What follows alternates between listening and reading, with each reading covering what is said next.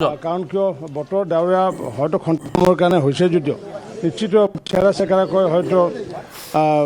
বতৰ ভাল ৰাতিপুৱাৰ ভাগত বহুত বতৰ বেয়া আছিলে এইপিনে ভৱানীপুৰ সৰ্বক সমষ্টি অঞ্চলত বা বজালী অঞ্চলত কিন্তু তাৰ মাজতো যি ভোটাধিকাৰ সাব্যস্ত কৰিছে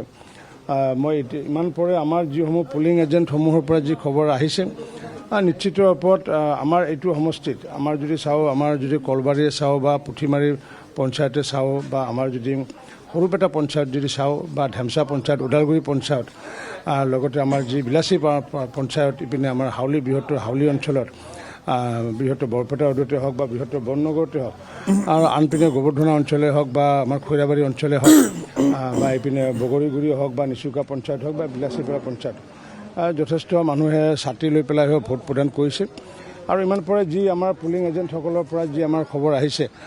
ভৱানীপুৰ আৰু আমাৰ যি ভৱানীপুৰ সৰ্বক সমষ্টিত প্ৰায় 90% ভোট ভাৰতীয় জনতা পাৰ্টিৰ সপক্ষে প্ৰদান কৰা বুলি সম্ভাৱনা আছে বুলি ইতিমধ্যে পুলিং এজেণ্টসকলে জনাইছে মই আমাৰ ভৱানীপুৰ সৰ্বক সমষ্টিৰ সমূহ ৰাইজক ভোটদাতা ৰাইজকে মই আন্তৰিক ধন্যবাদ জনাইছোঁ আৰু সকলোকে আহ্বান জনাইছোঁ সকলোৱে যাতে আগন্তুক দিনত যিহেতু ভাৰতীয় জনতা পাৰ্টিৰ নেতৃত্বত যিহেতু চৰকাৰখন হ'বলৈ গৈ আছে মাননীয় মুখ্যমন্ত্ৰী ডক্টৰ হিমন্ত বিশ্ব শৰ্মাৰ নেতৃত্বত চৰকাৰ হ'বলৈ গৈ আছে গতিকে নিশ্চিত ওপৰত আগন্তুক দিনত আৰু যাতে ভাৰতীয় জনতা পাৰ্টীয়ে যিহেতু শাসনত নাহে শাসনত সেৱাৰ বাবে পুনৰ ৰাইজক আমি সেৱামূলক কাৰ্যসূচীৰ লগতে আমি যাতে বিকাশৰ গতি যাতে ত্বৰান্বিত কৰিব পাৰোঁ তাৰ কাৰণে নিশ্চিত ওপৰত আমাক আশীৰ্বাদ হয়তো কৰিছে বুলি মই আশাবাদী তেওঁৰ পৰিয়াল আছে তেওঁৰ সহধৰ্মিনী আছে তেওঁৰো প্ৰতিক্ৰিয়া ভোট দিলে আজি প্ৰথমতে গোটেই অসমবাসী ৰাইজক মানে শুভেচ্ছা দিছোঁ আৰু আমি সকলোৱে ভাবি ভোট অকল ৰাস্তা স্কুল কলেজ বা যাতে ভোট দি ৰাষ্ট্ৰৰ সুৰক্ষা দেশৰ জাতিৰ সুৰক্ষা সেই স্বাৰ্থতে সকলোৱে বিজেপিক ভোট দিয়ক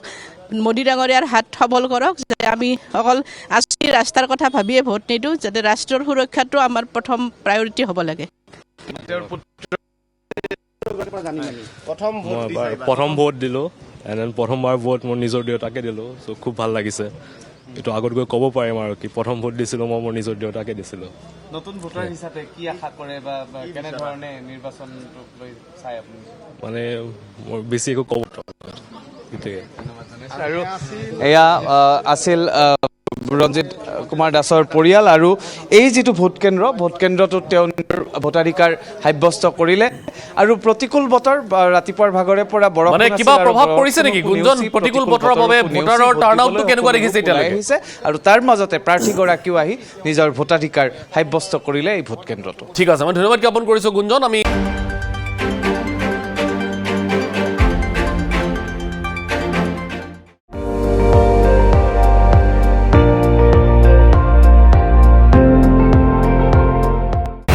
আপুনি চাই আছে ND24 সৰ্বশ্ৰেষ্ঠ নহয় সৰ্বোত্তমৰ দৌৰত